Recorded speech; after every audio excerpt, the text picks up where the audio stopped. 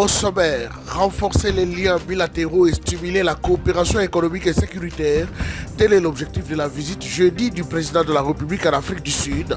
Félix Antoine Tshisekedi a été accueilli à Pretoria par son homologue Cyril Ramaphosa pour un échange en tête-à-tête suivi d'un déjeuner de travail. Sasa Magazine. Assurer une gouvernance foncière moderne et protéger les droits des citoyens, c'est l'enjeu de la réforme du secteur foncier placée sous l'impulsion du président de la République. La ministre des Affaires foncières, Onej Sele, a reçu la commission des experts qui lui a présenté des conclusions de leurs travaux sur la révision de la loi foncière de 1973. Sasa Magazine. Et puis, accompagné du ministre des Infrastructures, la première ministre Judith Suminwa Tshilomka a lancé les travaux de modernisation du port de Moba dans la province du Tanganyika. Un projet stratégique pour désenclaver la région et relancer l'économie locale. Voilà tout pour les sommaires.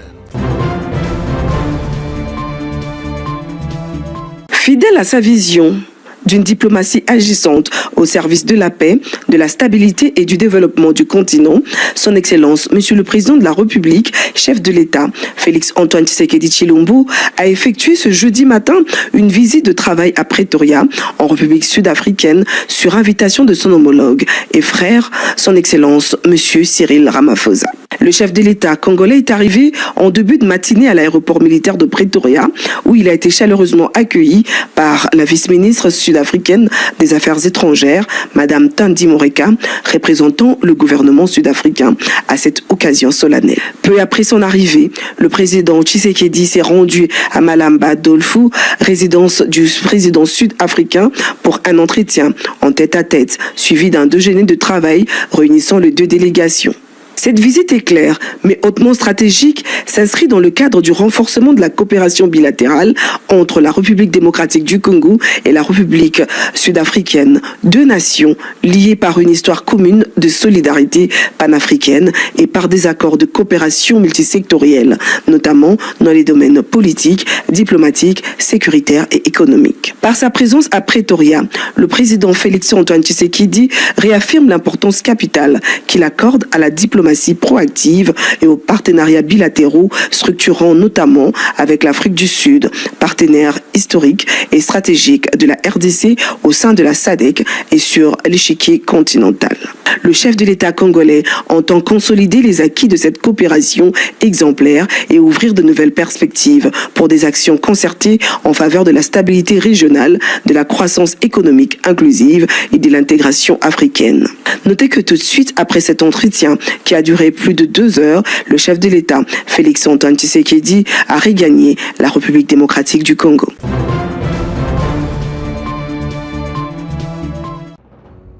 Son Excellence, Madame la Ministre des Affaires foncières, Onej Sele, a reçu ce mardi 16 septembre la commission des experts venue lui présenter les conclusions des travaux de relecture et de réécriture de la loi numéro 73/021 du 20 juillet 1973 portant régime général des biens, régime foncier et immobilier ainsi que des sûretés. Initié le 30 août dernier lors d'un atelier de relecture solennellement ouvert par la ministre, ces processus de modernisation constituent un tournant historique dans la gouvernance foncière de la République démocratique du Congo. Selon Maître Augustin Kabaka, premier vice-président de la commission, les rapports remis à la ministre contiennent non seulement un projet de texte consolidé, mais aussi des propositions d'innovation majeures issues des débats d'experts. Visiblement satisfaite du travail abattu, son Excellence, Madame la Ministre, a salué l'engagement et la rigueur des experts tout en réaffirmant sa détermination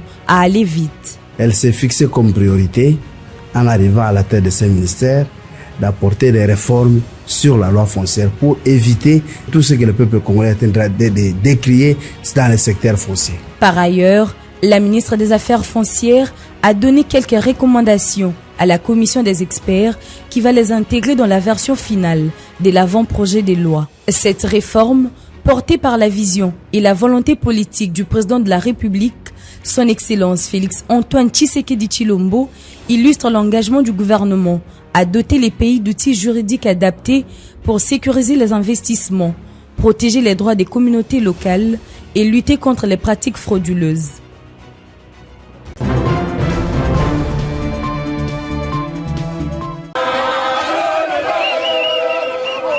C'est une première dans l'histoire de Moba. Un chef du gouvernement foule le sol de ce territoire enclavé du Tanganyika.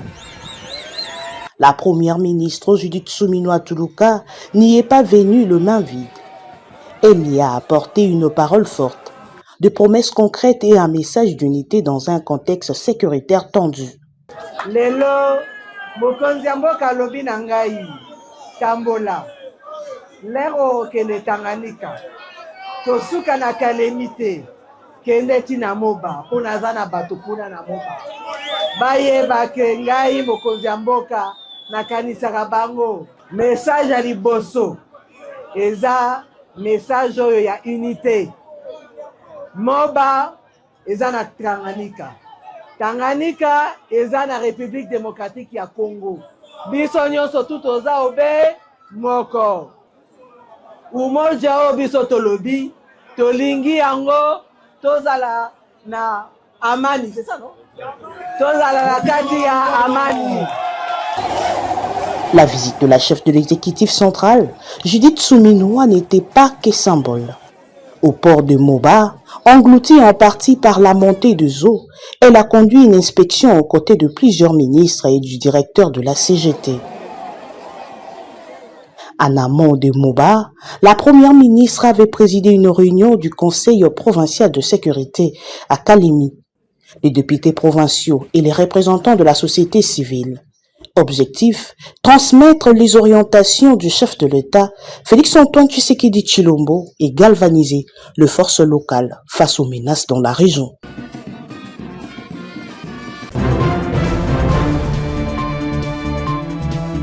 La dynamique Chute Mbombo, soutenue par les forces vives du Kasaï central, a organisé une marche ce samedi 20 septembre à Kananga pour réclamer l'exécution des travaux de la centrale hydroélectrique de Mbombo. La marche est partie du rond-point Notre-Dame jusqu'au gouvernorat où ils ont lu et remis un mémorandum adressé au chef de l'État, Félix-Antoine Tshisekedi.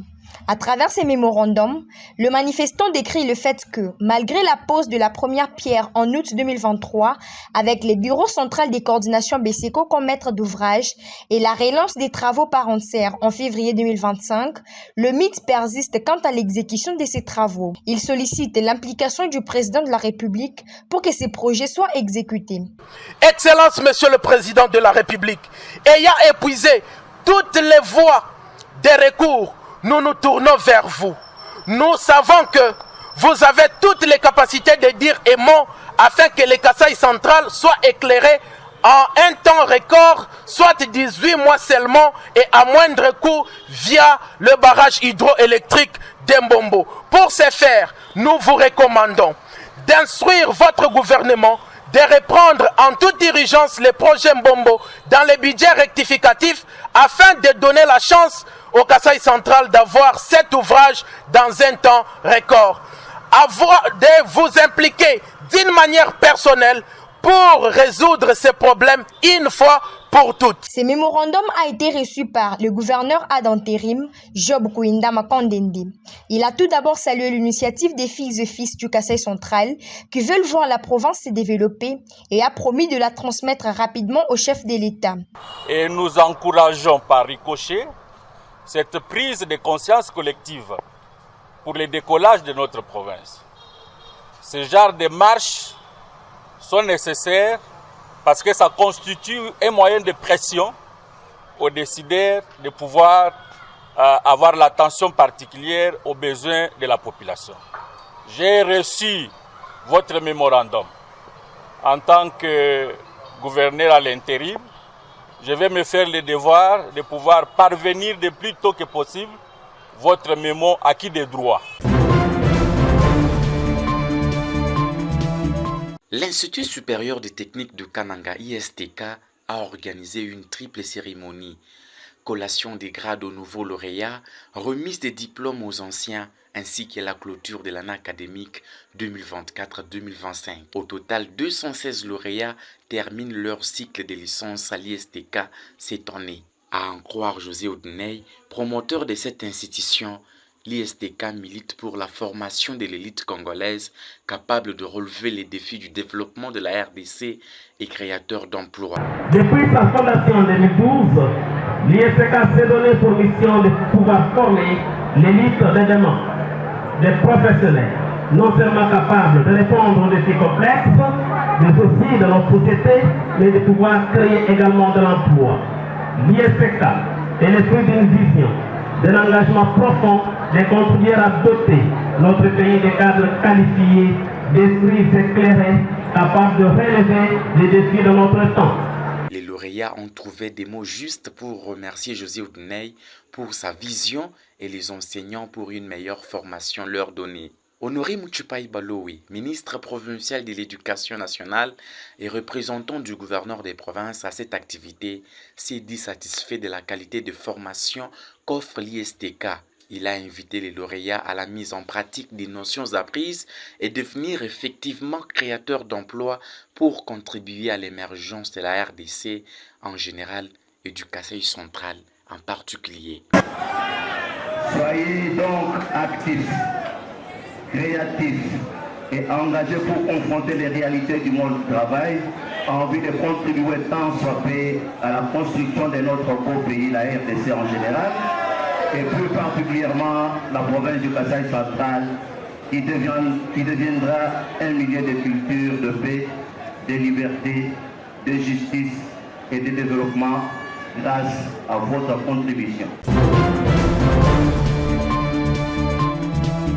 L'Institut supérieur des techniques médicales de Kananga, ISTEM Kananga, a organisé une triple cérémonie vendredi 12 septembre 2025. Il s'agissait de la cérémonie de collation des grades, couplée à la clôture de l'année académique 2024-2025 et l'inauguration du bâtiment administratif. Dans son allocution, le secrétaire général académique de cette institution d'enseignement médical a fait savoir que 1114 lauréats, parmi eux, 454 filles viennent d'être lancées sur le marché d'emploi dans les domaines de gestion des organisations de santé, sages-femmes, nutrition diététique, sciences infirmières, biologie médicale et santé communautaire. Parmi plusieurs réalisations du comité de gestion de l'ISTEM Kananga pour l'année académique 2024-2025, la construction du bâtiment administratif.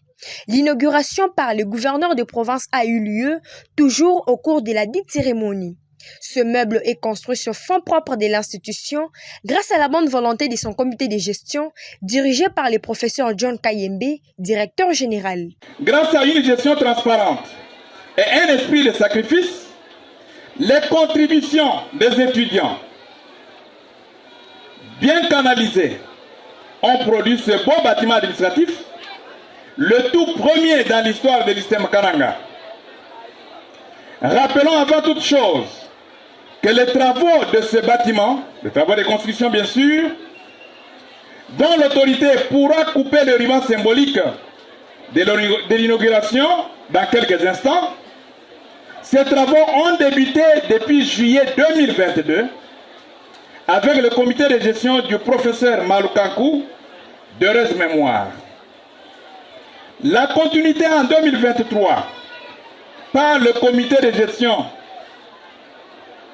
professeur John Kayembe et son achèvement en ce jour est une preuve de notre amour de travail et notre engagement à servir notre province et la nation congolaise tout entière. Le gouverneur de province, Joseph Moïse Kamboulou, a encouragé les lauréats et les a invités à l'entrepreneuriat pour leur épanouissement et celui de la province. Il a également salué l'engagement du comité de gestion de cette institution d'enseignement supérieur qui lutte jour et nuit pour la meilleure qualité des enseignements dans le seul but de former l'élite congolaise. Aujourd'hui, il y a un problème réel de l'adéquation formation-métier. Vous êtes technique. C'est un avantage déjà. Il faut qu'au sortir de cette école, vous soyez en mesure aussi de prendre des initiatives. C'est vrai, l'entrepreneuriat pose des problèmes encore dans ce pays, dans notre pays, mais nous sommes là, nous sommes prêts à vous accompagner.